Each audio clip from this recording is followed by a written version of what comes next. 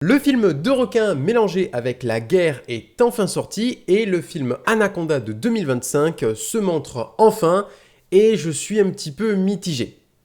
Bonjour à vous mes petits requins, aujourd'hui c'est vidéo actualité et je reprends les vidéos après une très longue pause sur ma chaîne Flowshark parce que je me suis occupé de faire autre chose pendant tout ce temps-là, pendant ces mois, ça fait quoi, 3 mois bientôt, donc je suis content quand même de reprendre. Alors je vais pas sortir non plus 1 milliard de vidéos pour le moment parce que je me concentre également encore sur autre chose.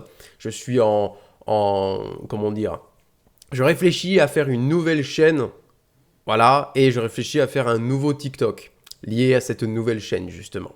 Voilà, j'en dis pas plus, et puis je me concentre aussi sur un compte TikTok actuellement qui est un compte TikTok secret que je révélerai uniquement quand je ferai un face reveal sur ce compte TikTok. Donc voilà, j'en parlerai davantage autre part, à un autre moment, pas ici. Ici on est en vidéo actualité et on va parler du coup pour commencer de Beast of War. Oui, enfin, ce truc est sorti. Il y a eu la bande-annonce il y a quelques temps, maintenant 1 mois, presque 2 mois qui est sorti, voilà, Beast of War. Et donc du coup, oui, le film est sorti ce mois d'août, si je me trompe pas. Voilà, on a eu d'autres affiches, hein, notamment celle-ci, on a eu celle-là. Celle-là, on dirait vraiment que c'est un putain de mégalodon, vu comment ils ont grossi la gueule du requin comparé à celle-ci. Et puis il y a celle-là qui, je pense, sera l'affiche DVD, Blu-ray, etc. Parce qu'au moins, ça laisse le mystère sur la gueule des requins, on voit juste les ailerons en mode oh putain, qu'est-ce que c'est que cette merde. Voilà, le scénario c'est quoi? C'est tout simplement des soldats australiens qui s'échouent en pleine mer et ils sont sur un radeau et donc du coup il y a des requins qui vont les faire chier. Voilà, tout simplement. Beast of War, non, vraiment, je suis très curieux, je l'ai toujours pas vu. Mais par contre, ce qui est cool, c'est qu'il y a... oui, le réalisateur du film, c'est Kia Roche Turner, je l'ai sûrement mal dit. C'est les réalisateurs du film d'araignée Sting. Et celui-là, je l'ai vu, ce film-là. Et je suis très content parce que ce film Sting est vraiment génial. Il est vraiment super cool. Regardez-le, il est vraiment très bien pour un film d'araignée. Il y a quand même une certaine mise en scène qui est sympa. Et puis surtout, la volonté également de faire une araignée en animatronique, en pupette. Et ça, c'est vraiment très, très sympa. Le film est bien. Voilà. Donc regardez-le. Donc je compte bien évidemment de regarder ce Beast of War, hein, parce que je suis quand même très curieux de voir ce film de requin qui s'affiche. Ça fait quoi? Pratiquement 2 ans qu'elle est sortie celle-là. Et je me disais, bon, c'est un film de requin qui va peut-être jamais sortir parce que je sais qu'il y a un truc qui s'appelle Close to Shore. J'avais fait une vidéo actualité il y a un petit moment et on n'a rien dessus. On n'a aucune info sur ce truc. Donc voilà, ce truc est sorti, je suis quand même très content. Avant de passer à Anaconda de 2025, nous avons aussi un autre film de requin, pas de la même qualité, qui s'appelle Sharks in the Wood. Voilà, tout simplement. Vous avez bien compris que c'est un putain de requin en IA. Voilà. C'est moche. Le requin est dégueulasse. Voilà. Il n'y a rien à dire sur cette merde. Mais par contre, c'est réalisé par un certain Dustin Ferguson. Et ce gars-là, vous n'êtes pas prêts. C'est comme plein d'autres gens, voilà, qui sont comme lui, qui font des trucs mais nawak, qui n'ont aucun sens. Voilà, le mec, il est réalisateur, il a fait beaucoup de choses en tant que réalisation, déjà pour vous dire. Il est monteur et scénariste, et pour vous dire, il a fait des trucs de fou, quoi. Là, on a un Lifeform, on dirait un sorte de truc xénomorphe. Il a fait justement Apex Predators 2, The Spawning, le film de requin, Space Sharks. Il a fait Mega Ape, The Beast Bennett. Ce mec, ça n'a aucun sens, putain. Comme il y a des VHS qui sont en train de sortir d'ici, depuis quelques années, il fait littéralement du pompage. Il y a des mockbusters des films VHS, carrément. VHS Violence Brutal Gates, ça n'a aucun sens. Dying Scene. Il a même pompé l'idée de faire des... voilà, on a VHS Violence. Encore, il a fait des Mondo, Jaws of Angeles, Ebola Rex. Ça n'a aucun sens. Arachnado. Ça n'a aucun sens. Sincèrement, ça n'a aucun sens. Il a fait 1 milliard de trucs qui n'ont aucun sens. Il y a tellement de trucs, putain, mais... par année, il te fait quoi, 4-5 projets?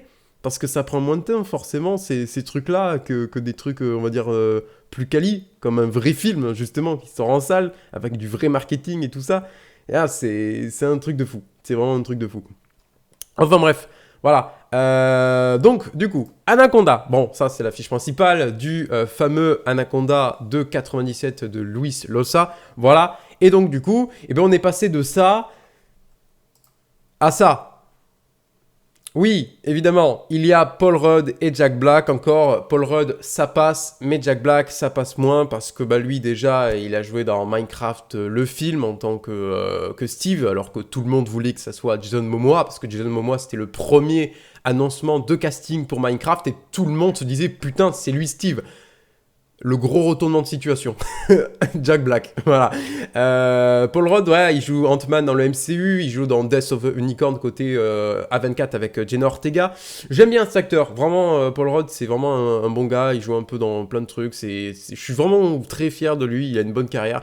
Jack Black aussi, lui, il a joué dans King Kong aussi, il faut savoir, de Peter Jackson. Ça passe parce que le film, en fait, il est très dark et c'est pas un film qui se concentre sur le personnage de Jack Black. Donc même si le personnage est humoristique, bah ça passe en fait.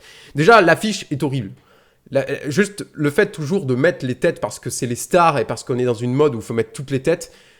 Voilà, et de toute façon, je l'avais dit avant que cette affiche-là sorte, ils vont mettre toutes les gueules et ils vont mettre le serpent en arrière-plan. C'est exactement ce qu'ils ont fait. C'est exactement ce qu'ils ont fait. T'as toutes les gueules, t'as tout le monde là, et t'as le putain de serpent, évidemment, avec on va dire, la même approche que l'affiche originale, que celle-là, mais en version RTX. Voilà. Hein, donc voilà, la bande-annonce, du coup, est sortie. Voilà, il y a quoi le 17 septembre 2025, ça sort pour décembre. Je crois que c'est pour Noël, hein, littéralement, aux États-Unis. Voilà. Donc, ouais, je suis mitigé. Pourquoi ? Parce qu'en fait, le problème, c'est que le film est trop... Il y a trop d'humour. Il y a trop de comédie et ça m'intéresse pas, en fait. En fait, il faut prendre en compte que les grosses productions qui font des films sur des animaux tueurs vont pas prendre le risque de faire un truc horrifique à moins de 16 ou 18 ans, alors que le film coûte 125 millions de dollars. Voilà. Ils vont toujours mettre de l'humour pour que ça fasse PG-13 aux États-Unis. En gros... Quand un film est trop gore, enfin du moins quand on fait un film, il faut savoir que du moins aux États-Unis, il y a un certain organisme qui s'appelle la MPAA qui fait que en fait on donne ce film à cette entreprise, à cet organisme, et il va juger le film. C'est-à-dire que s'il y a du gore et que pour l'entreprise elle estime qu'il y a trop de sang, il va mettre une réglementation d'âge qui est du coup R-rated, donc interdit au moins de 17 ans aux États-Unis. Et donc du coup ils vont tout faire les studios pour charcuter le film, enlever les scènes gore et tout ça, pour que du coup, la MPA reclassifie le film et soit en PG-13, interdit au moins de 13 ans. Donc s'il est réglementé plus bas, au niveau de la restriction d'âge, bah forcément, il y a plus de gens qui vont pouvoir le film, est égal à plus d'argent, est égal à plus d'argent pour le studio. Voilà, moulaga, toujours. Voilà, la moulaga, c'est les studios, littéralement. Donc c'est ça qui est triste, ils sont prêts à dénigrer des œuvres pour faire des trucs tout publics, pour que plus de personnes puissent voir ces œuvres-là et que ça soit plus rentable et plus d'argent pour les studios. C'est triste, c'est exactement pareil comme The Meg. En eau trouble, c'est exactement le même souci. Il y a trop d'humour et ça va pas. Voilà. Et il y a d'autres œuvres, hein, autres animaux tueurs, hein. FNAF, Five Nights at Freddy's, voilà. Venom, c'est pareil. C'est le même problème. Ils sont prêts à faire des trucs pas gore alors que les personnages sont violents et qu'il devrait y avoir des scènes, pas forcément gore, mais au moins des trucs bien dark et pas de la comédie à tout va, quoi. C'est ça, c'est ça le gros problème d'aujourd'hui, en fait, avec les grosses productions. Ils osent pas, ils prennent pas le risque.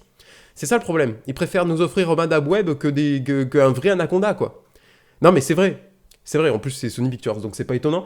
Mais voilà. Bon, l'affiche est sympa. Celle-là, elle est quand même cool, mais je veux dire, il y a toutes les gueules et c'est pas ce que je veux, quoi. Moi, je veux vraiment, j'espère qu'il y aura vraiment une affiche, que ça soit pour la ScreenX, la 4DX ou n'importe laquelle, où il y a le putain de serpent en énorme.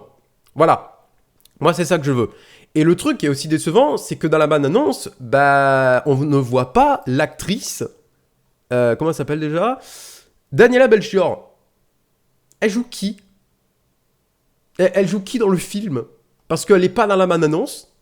Elle n'est pas marquée sur le poster. Est-ce que, je pense, il y a moyen qu'ils aient fait cette merde dans le sens où que justement ce personnage-là soit la braconnière. S'il faut, on va avoir un nouveau braconnier dans ce film. Et que c'est elle, justement. Cette actrice-là, justement, Daniela Melchior, elle a joué dans Fast and Furious 10. D'ailleurs, il y a des mauvaises nouvelles pour le 11. Elle a joué dans The Suicide Squad et également dans Roadhouse, aux côtés de Jake Gyllenhaal. Voilà, j'aime bien cette actrice-là. Mais voilà, on la voit pas du tout. Elle est aucunement marketing. Je sais pas pourquoi. Comme j'ai dit, peut-être que ça sera dans le côté méta, parce que oui, je vais en parler un petit peu. Peut-être que ça sera la nouvelle braconnière, qui sera une surprise dans le film, peut-être, hein, probablement, je ne sais pas. Mais en tout cas, ouais, c'est un film méta, c'est-à-dire que c'est comme Scream, hein, c'est-à-dire que le film Anaconda de 97 de Luis Loza est un film existant dans l'univers, la temporalité de ce Anaconda de 2025. Voilà, c'est-à-dire que dans le film, ils sont en mode « Waouh, et si on faisait un remake d'Anaconda ?» Voilà, donc c'est comme Scream, dans l'univers des Scream, tu as la saga Vendredi 13, tu as la saga Freddy, tu as la saga de plein de licences de films d'horreur, souviens-toi l'été dernier, tous ces films sont cités dans ces films-là, parce que justement ils existent. Ça s'appelle, le terme, c'est le côté méta. Voilà, tout simplement. Ça c'est cool, ça c'est original, c'est sympa. Mais bon, par rapport au côté humoristique, c'est un peu décevant. Alors, pour finir, avant de vous quitter, il y a des steelbooks, enfin un steelbook qui sortira d'ailleurs pour accompagner le film, le steelbook évidemment du film original. Hein. Évidemment qu'il y en aura un pour le reboot, hein, mais voilà, il y en a un pour l'original qui sortira le 17 décembre 2025. Un steelbook 4K plus Blu-ray, je crois. Oui, effectivement, il y a 2 supports de disques, donc oui. Voilà le visuel. Alors, le visuel, moi, il est cool, hein, mais je veux dire, il reprend pas l'esthétique de base de l'affiche principale. Et on pourrait confondre avec un crocodile, littéralement. Je préfère plus l'édition qui est sortie l'année dernière, le 6 février 2024. Certes, il n'y a pas de français, il n'y a pas de 4K, c'est uniquement le Blu-ray, mais je le trouve plus joli. On reprend l'esthétique de base du fameux poster Paint, comme à l'époque, avec les yeux du serpent, les écailles noires, orangées, tout ça, avec un côté verdâtre overlay, où il y a la fameuse phrase d'accroche en anglaise, If you can't breathe, you can scream. Voilà, Anaconda avec les acteurs et actrices, voilà, Jennifer Lopez, Ice Cube, Jon Voight, voilà, Eric Zoltz. Voilà, ce steelbook est nettement mieux, même s'il n'y a pas de 4K, il n'y a pas de français. Je le trouve mieux. Voilà, n'hésitez pas à me dire ce que vous en pensez en commentaire de ces 2 steelbooks. Lequel est le mieux pour vous? Est-ce que vous comptez prendre cette nouvelle version? Voilà, c'est bien un visuel définitif, hein, il le précise bien, visuel confirmé. Ça sera bien celui-là. Voilà.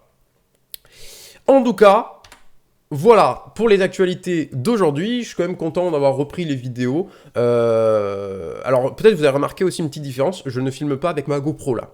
Je filme avec ma caméra de base, la Sony ZV-E10, et je suis en fait directement relié avec OBS. C'est la première fois que je fais ça, et je pense que je continuerai de faire ça, parce que ça me gagnera du temps au montage, et ça me permettra de faire d'autres trucs qui me prendront peut-être plus de temps, pour également faire quand même pas mal de vidéos, sans me faire chier à faire du montage de fou. Parce qu'avant, ce que je faisais sur ces vidéos actualités, c'est que je enregistrais avec ma GoPro en séparé, je réquais en fait mon écran avec GeForce Experience et à chaque fois je devais zoomer, cropper, décaler l'interface de mon écran pour que ça corresponde avec mon visuel qui est justement sur le côté. Voilà, c'était un peu plus chiant. Là au moins tout est preset.